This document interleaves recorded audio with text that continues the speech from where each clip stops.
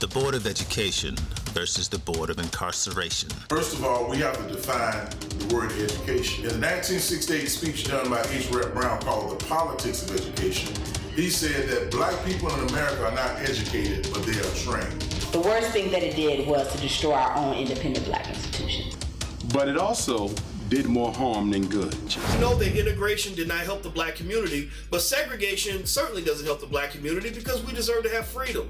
The question is, are you intelligent and conscientious enough to know what to do with your freedom? So even though it brought black children into white schools, it did not bring a representative amount of black teachers into the white public schools.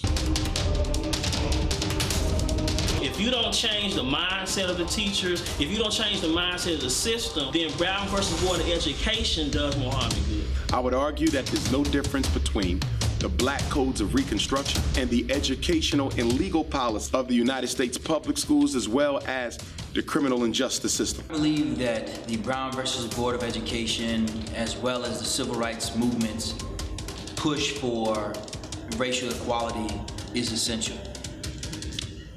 It's not as if it stopped us from our progress. What stopped us from our progress was our will to continue to fight.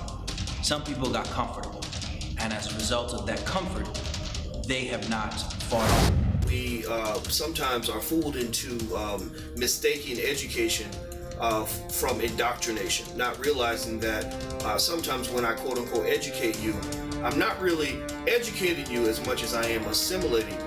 The schools fail on purpose because they have to guarantee that black folk remain the economic and political and social underclass of America. And in order to do that, you have to make sure black children are not given a winning chance in America's public schools. School to prison pipeline is real.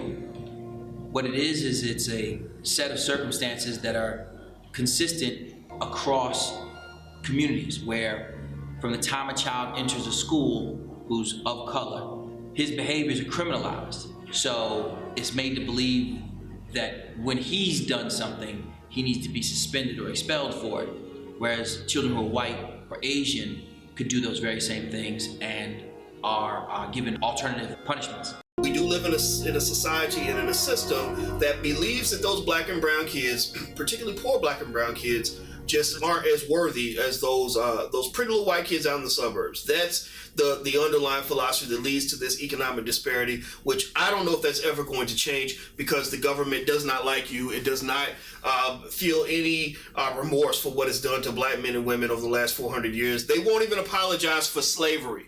Think about that. They won't even apologize for slavery.